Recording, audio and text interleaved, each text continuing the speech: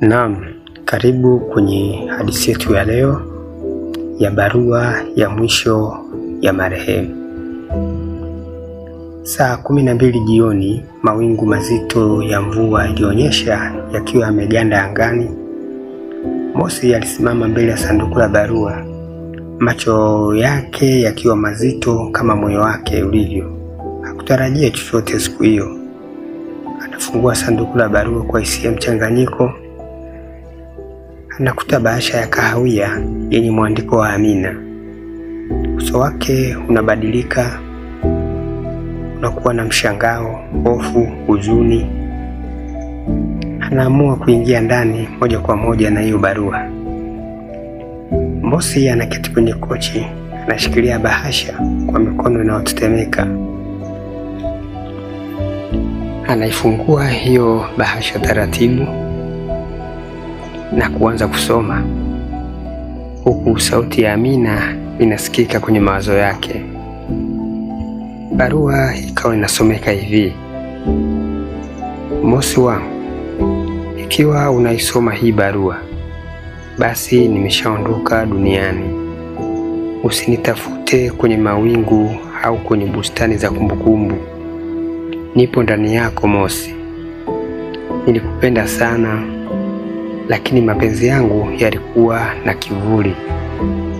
Nilikuwa na siri nzito Mosi, siri ambayo nilijua ikifichuka ingetuumiza sote. Nakumbuka ile siku uliponieleza jinsi ulivyompenda dada yako kabla ya kufariki, jinsi alivyoelekea kufanana na mimi kila ulipokuwa unaniangalia. Ulikuwa haujui tu Mosi, lakini mimi pia ni dada yako. Mimi ni dada yako wa baba. Baba aliniambia kabla hajafariki. Alijua mama yangu asingeweza kusema chochote wala kutoa siri hii.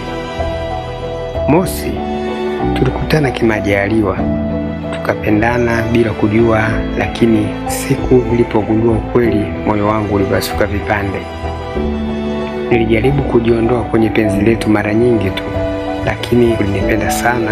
Uliniambia bila mimi dunia haina maana kwako. Sikuthubutu kuvunja moyo, lakini sasa najua hii ndiyo njia pekee.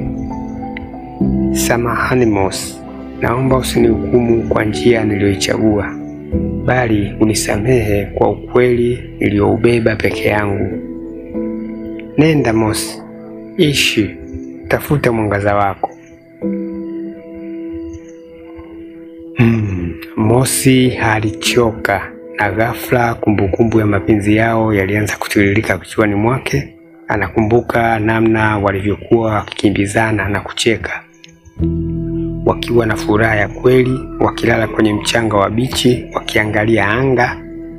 Namna Amina alivyokuwa akimwangalia kwa huzuni iliyojificha. Yote ni mambo aliyokumbuka kijana Mosi. Barua iliisha pale, lakini moyo wa Mosi haukuisha kuvunjika. Alishindwa kulia, alishindwa kupumua, alihisi kama amekatwa na upanga wa roho. Alimpenda Amina kwa kila chembe ya uhai wake, na sasa anajua ukweli wa kusikitisha. Walipendana huku damu yao ikiwa ya familia moja. Barua ilimuua kwa majonzi, si mwili tu, bali kiroho. Na kwa mara ya kwanza maishani, Mosi alitembea katikati ya mvua bila kujali, akitamani angalau mvua hiyo ipunguze machungu ya barua ya mwisho. Mosi anatoka nje bila mwavuli, anaangalia juu huku mvua ikimnyeshea. Anakumbatia barua kifuani, anatembea barabarani polepole huku haoni mbele kabisa. Huu na haya ndiyo yakawa maisha ya Mosi. Asante kwa kunisikiliza. Karibu kwenye channel yangu ya YouTube ya God Simulizi.